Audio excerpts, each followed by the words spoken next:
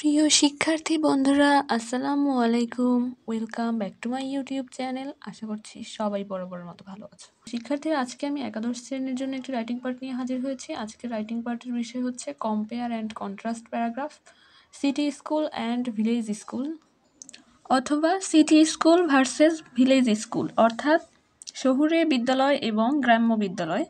So আজকের প্যারাগ্রাফটির প্রতিটা line আমি তোমাদেরকে বাংলা অর্থ সহকারে বলে দেওয়ার চেষ্টা করব, যাতে তোমরা খুব সহজেই প্যারাগ্রাফটা আয়ত্তে নিয়ে আসতে পারো এবং মুখস্থ করতে পারো। সো চলো আর কথা না বাড়িয়ে আমরা শুরু করি আমাদের পড়া। ফার্স্ট অফ অল দেখো কি বলা হয়েছে। School are the foundational institution of the modern education system, providing knowledge and resources to young children all over the world. অর্থাৎ বিদ্যালয় হচ্ছে বর্তমান সময়ের একটা ভিত্তি প্রতিষ্ঠান, যা জ্ঞান এবং সম্পদ প্রদান করে শিশুদেরকে পুরো পৃথিবীতে।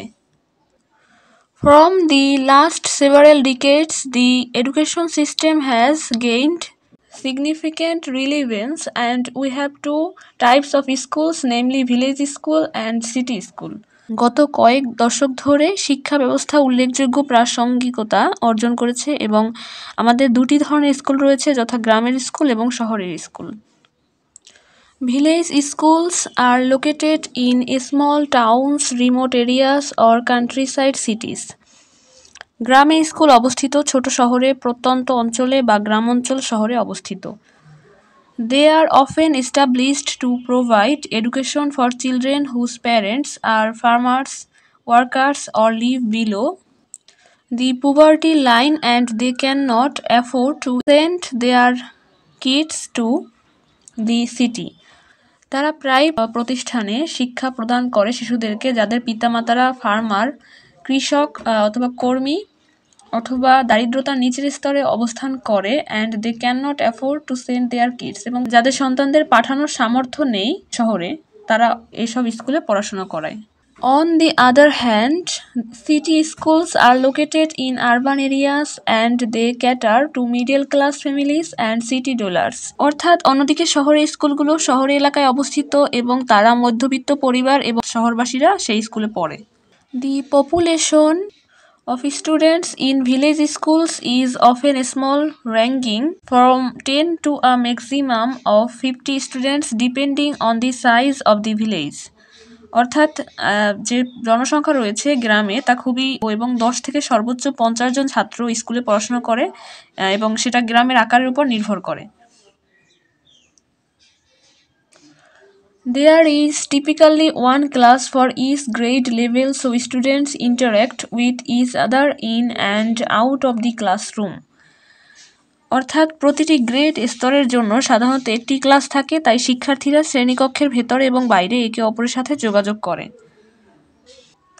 In contrast, city schools accommodate thousands of students and often have multiple classes of each grade level being taught by different teachers with their unique teaching styles. অর্থাৎ বলা হয়েছে যে বিপরীতে শহরের স্কুলে হাজার হাজার ছাত্রছাত্রীদের থাকার ব্যবস্থা আছে এবং প্রায়শই প্রতিটি গ্রেড স্তরের একাধিক ক্লাস তাদের অনন্য শিক্ষণ শৈলী সহ বিভিন্ন শিক্ষক দ্বারা শেখানো হয়। Technological tools play a crucial role in enhancing learning in this present era. অর্থাৎ বর্তমান যুগে খুবই গুরুত্বপূর্ণ বিষয় হচ্ছে এই প্রযুক্তিগত বিষয়, যেটা শেখার জন্য খুবই গুরুত্বপূর্ণ বর্তমান দশকে। City schools are technology driven and use the latest equipment and software to improve teaching and learning. শহর স্কুলগুলোতে প্রযুক্তি চালিত এবং সর্বাধুনিক যন্ত্রপাতি ব্যবহার করে এবং উন্নত করার জন্য সফটওয়্যার শেখানো এবং শেখার ব্যবস্থা রয়েছে। In contrast, village schools have lower technological assistance and limited access to computers and the internet. বিপরীতে গ্রামের স্কুলগুলিতে কম প্রযুক্তিগত সহায়তা এবং কম্পিউটার এবং ইন্টারনেট সীমিত অ্যাক্সেস রয়েছে। Regardless of these differences, both schools seek to provide quality education to their students and ensure they perform optimally at all times. এই পার্থক্যগুলি নির্বিশেষে উভয় স্কুলেই তাদের শিক্ষার্থীদের মানসম্পন্ন শিক্ষা প্রদান করতে চায় এবং নিশ্চিত করে যে তারা সর্বদা সর্বোত্তমভাবে কাজ করে।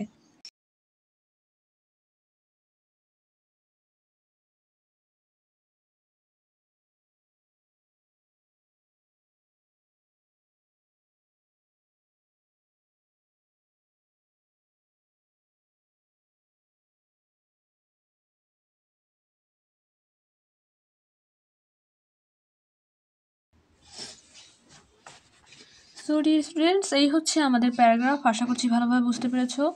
সো দেখা হচ্ছে পরবর্তী ভিডিওতে।